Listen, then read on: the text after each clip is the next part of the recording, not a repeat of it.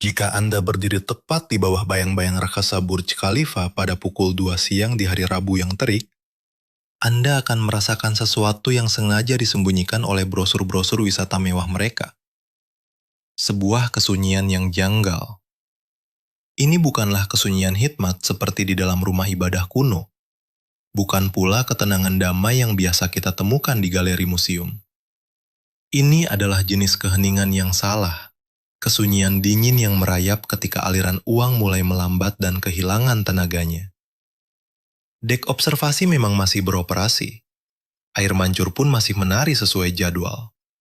Namun lorong-lorong belanja di lantai bawah yang dulunya dipadati turis, kini sangat sepi. Hingga gema langkah kaki Anda sendiri menjadi suara paling bising di sana. Selamat datang di dekade kedua Burj Khalifa. Struktur setinggi 828 meter dari kaca, baja, dan beton bertulang ini adalah bangunan tertinggi yang pernah diciptakan manusia. Namun, laporan para analis properti dan penghuni lama mengungkap bahwa ada sesuatu yang perlahan mulai berjalan tidak semestinya. Bangunan ini tidak ambruk seketika, melainkan mengalami kemunduran yang lambat namun luar biasa mahal.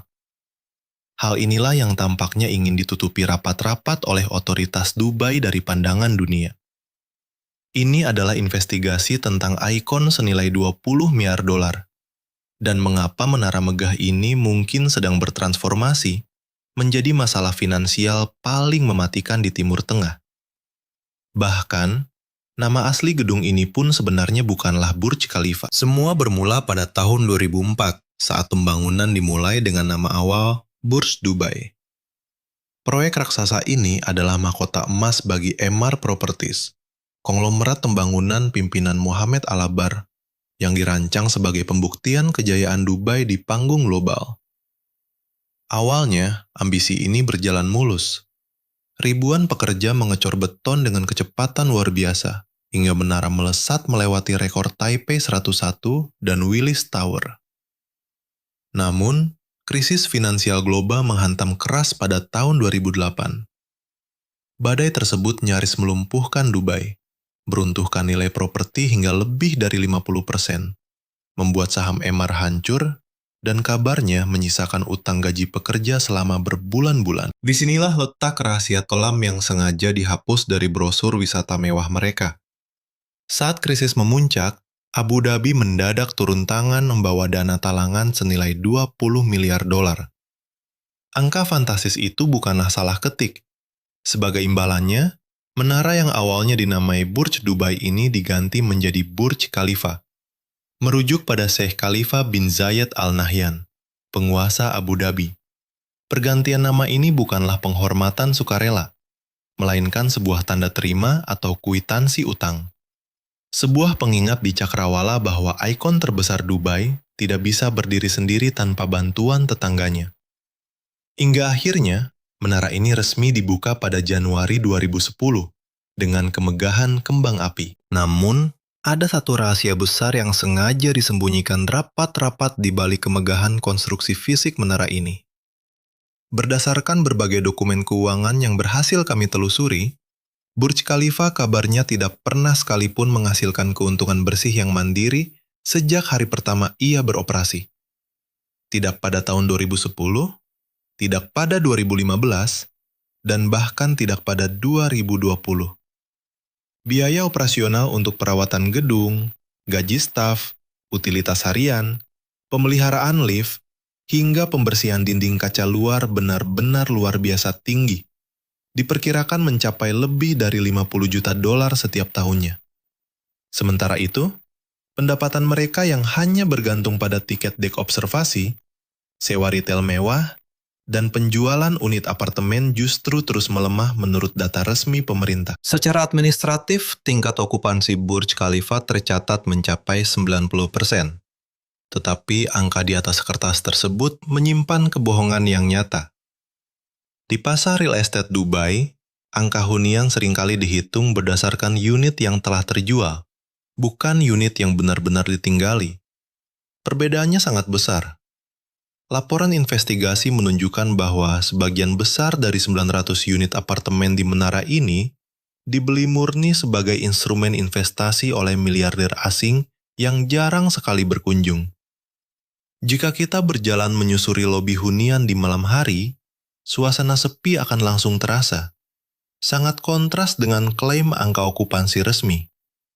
Bahkan pada tahun 2023, seorang mantan penghuni menggambarkan lantai-lantai atas gedung ini tak ubahnya seperti kota hantu yang mewah. Jendela-jendela yang gelap gulita, lorong sunyi tanpa tanda kehidupan, dan pusat kebugaran yang nyaris tidak pernah disentuh penghuni adalah pemandangan nyata di sana.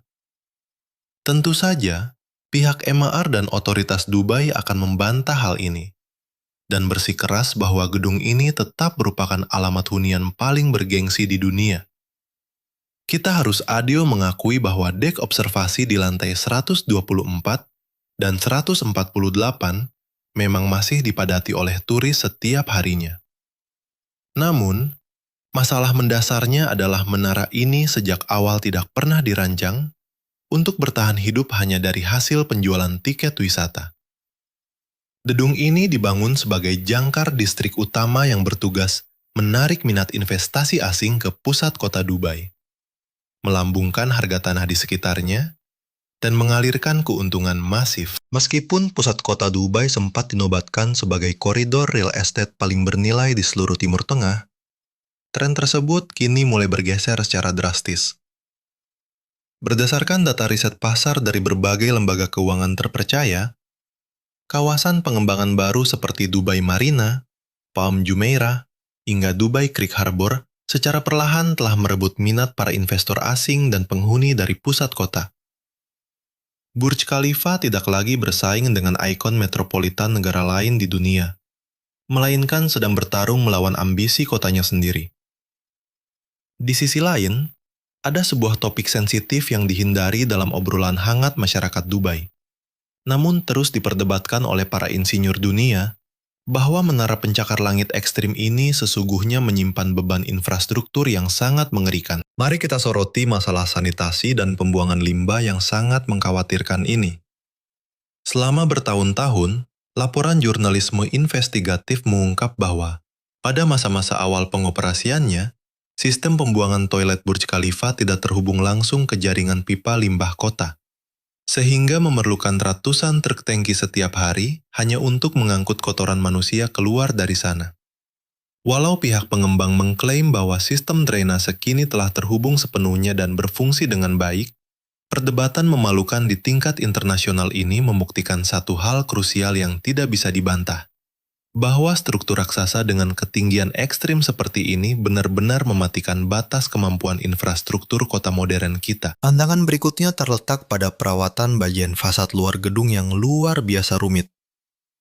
Dinding kaca luar menara ini terdiri dari lebih dari 26.000 panel kaca individu yang membutuhkan tim kebersihan khusus untuk merayap di sepanjang permukaan eksterior setiap harinya.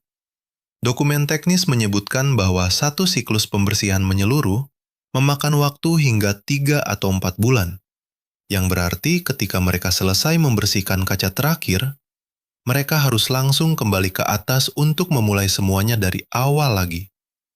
Belum lagi masalah embusan angin kencang di ketinggian 828 meter, yang membuat ujung menara ini bergoyang sejauh 1 hingga 2 meter. Meski secara kalkulasi struktur ini masih aman, bagi para penghuninya, goyangan itu terasa mengerikan. Dalam sebuah forum diskusi real estate pada tahun 2022, seorang penghuni menggambarkan hidup di lantai atas seperti berada di atas kapal pesiar mewah yang bergerak sangat lambat. Masalah transportasi vertikal atau lift di gedung ini juga memerlukan perhatian khusus, karena Burj Khalifa mengoperasikan 57 unit lift berteknologi tinggi dengan kecepatan 10 meter per detik. Namun, pada jam-jam sibuk, penghuni di lantai atas dilaporkan harus mengantri selama 10 hingga 15 menit hanya untuk turun ke bawah. Biaya perawatan dan suku cadang sistem lift ini tercatat sebagai salah satu yang termahal di dunia industri modern.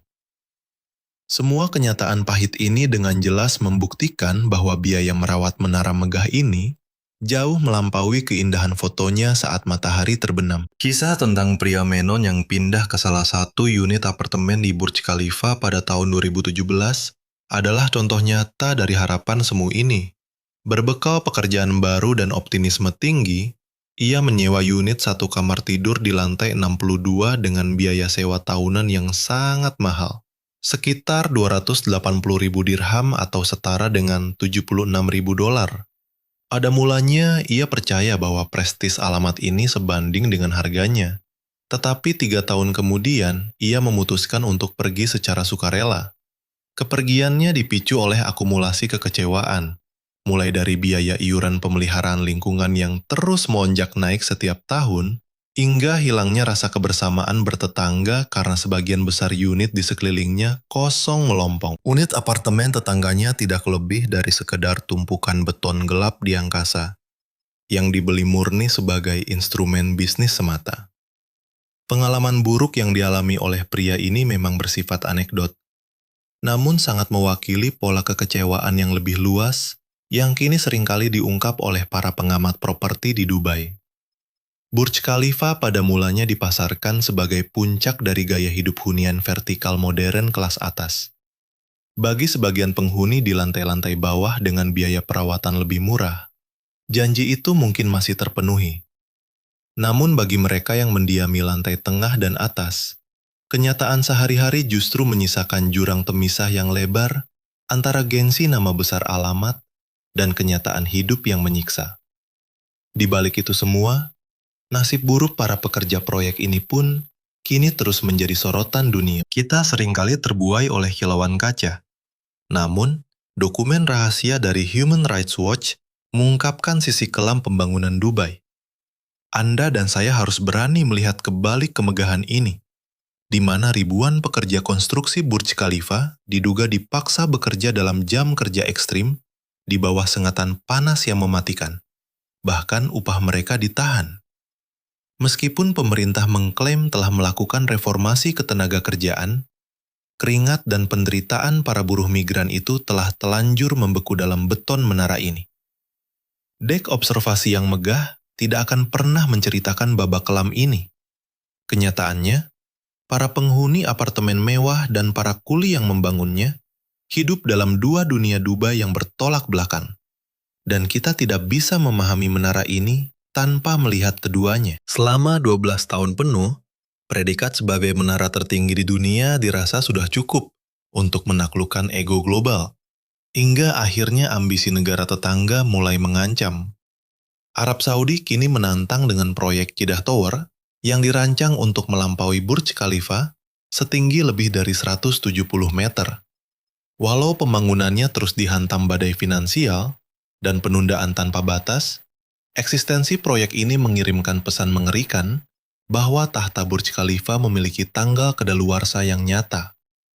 Bahkan di dalam Dubai sendiri, cakrawala mulai bergeser dengan rencana Dubai Creek Tower, sebuah proyek ambisius yang digadang-gadang sebagai pesaing internal, namun nasibnya kini terkatung-katung dalam ketidakpastian. Terlepas dari apakah proyek-proyek raksasa itu akan selesai tepat waktu atau tidak, sebuah pergeseran psikologis yang mencemaskan sedang terjadi di balik layar. Keunikan mutlak yang menjadi senjata utama Burj Khalifa kini tidak lagi terjamin di mata dunia. Berdasarkan data investigasi pariwisata dari berbagai sumber, perhatian para pelancong kini perlahan teralih ke destinasi baru, seperti Museum of the Future, Ain Dubai, hingga kawasan Dubai South di dekat area bekas lokasi pameran Expo 2020.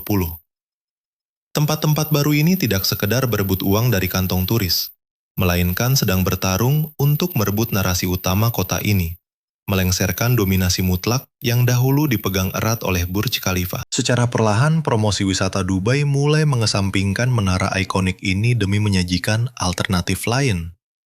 Di panggung global, negara tetangga seperti Malaysia dengan Gedung Merdeka 118 yang rampung pada 2023 setinggi 678 meter mulai mengejar ketat. Sensasi serupa kini ditawarkan dengan biaya jauh di bawah harga tiket Burj Khalifa yang menembus 100 dirham. Isu utamanya bukanlah soal keindahan menara ini, melainkan apakah kemegahan visual semata sanggup menyokong ekonomi tanpa batas. Inilah kegelisahan yang sering dibisikkan oleh warga lokal di sana, jauh dari sorotan kamera jurnalis. Menara megah ini sebenarnya hanyalah sebuah metafora besar. Dan percayalah, itu sama sekali bukan pujian. Bagi pengamat kritis seperti Anda dan saya, gedung ini mencerminkan ambisi pembangunan yang nekat, yaitu membangun sesuatu yang paling spektakuler demi perhatian dunia, lalu berharap keuntungan finansial akan mengikuti dengan sendirinya. Selama satu generasi, formula itulah yang menyulap pelabuhan dagang sederhana menjadi kota metropolitan paling terkenal dalam waktu singkat, hampir 30 tahun saja. Namun, lambang kebanggaan tidak pernah menghasilkan uang tunai, dan tagihan perawatan gedung yang membengkak tidak peduli pada simbolisme keindahan. Analisis ekonomi tajam menunjukkan ancaman terbesar bukanlah keruntuhan fisik menara ini. Ancaman sesungguhnya jauh lebih membosankan namun mematikan, yaitu penurunan keuntungan yang terus merosot. Setiap tahunnya, biaya perawatan menara ini dilaporkan terus membubung tinggi, sementara daya tariknya kian meredup di tengah persaingan ketat, sehingga gagal menghasilkan efek dongkrak ekonomi di sekitarnya. Laporan pasar properti bahkan menunjukkan bahwa nilai tanah di pusat kota Dubai tidak lagi memiliki harga premium otomatis yang fantastis seperti sedia kala. Tentu saja, fakta ini tidak berarti bahwa gedung megah ini akan segera dihancurkan atau ditinggalkan begitu saja. Pemerintah Dubai dan pengembang raksasa Emaar memiliki cadangan dana yang sangat masif, serta kepentingan politik yang kuat untuk menjaga reputasi menara tersebut. Berbagai rencana renovasi besar, konsep retail baru, dan kucuran dana segar terus digulirkan untuk menyelamatkan kawasan pusat kota. Menara ini memang akan tetap kokoh berdiri selama beberapa dekade ke depan, tetapi tegak berdiri sangatlah berbeda dengan tumbuh secara sehat. Dan pertumbuhan itu jelas tidak sebanding untuk membenarkan warisan utang senilai 20 miliar dolar. Bencana nyata dari Burj Khalifa bukanlah keretakan pada kaca atau cacat fondasi, melainkan pengikisan logika ekonomi yang perlahan tapi pasti merusak seluruh kalkulasi keuangan awal proyek ini. Gedung ini memang masih memantulkan cahaya matahari pagi yang megah, mendominasi cakrawala dari jarak 30 mil, dan tetap membuat siapapun terpana saat pertama kali melihatnya. Di balik dinding megah antara lantai ke-89 hingga lantai 163, sebuah perubahan sunyi tengah terjadi di tengah koridor apartemen kosong yang sepi, dan siklus perawatan tanpa akhir. Ketika janji manis masa lalu berbenturan keras dengan kenyataan pahit hari ini, kebenaran mulai terkuak dan kita tidak bisa lagi menutup mata. Mari kita renungkan satu pertanyaan krusial ini. Apakah Burj Khalifa merupakan pembuktian agung dari ambisi manusia, atau justru sebuah peringatan keras senilai 20 miliar dolar tentang bahaya fatal ketika kemegahan mengabaikan keberlanjutan? Jujur saja, menara ini mungkin adalah kedua hal tersebut. Dan itulah mengapa investigasi ini sangat penting untuk terus kita kawal bersama. Kami di sini akan terus memantau setiap pergerakan data ini secara langsung demi mengungkap babak baru yang diprediksi menjadi bagian paling krusial dalam sejarah modern. Melalui laporan investigasi ini, Anda dan saya dapat melihat kebenaran yang tersembunyi. Maka dari itu, silahkan bagikan pandangan Anda di kolom komentar. Terlebih jika Anda pernah tinggal atau berkunjung ke Burj Khalifa baru-baru ini. Pengalaman nyata yang Anda rasakan jauh lebih bernilai daripada deretan angka statistik resmi pemerintah. Tetaplah bersama kami, karena babak selanjutnya dari ambisi Dubai mungkin akan membuat seluruh pengungkapan hari ini terasa seperti sebuah pengantar belaka.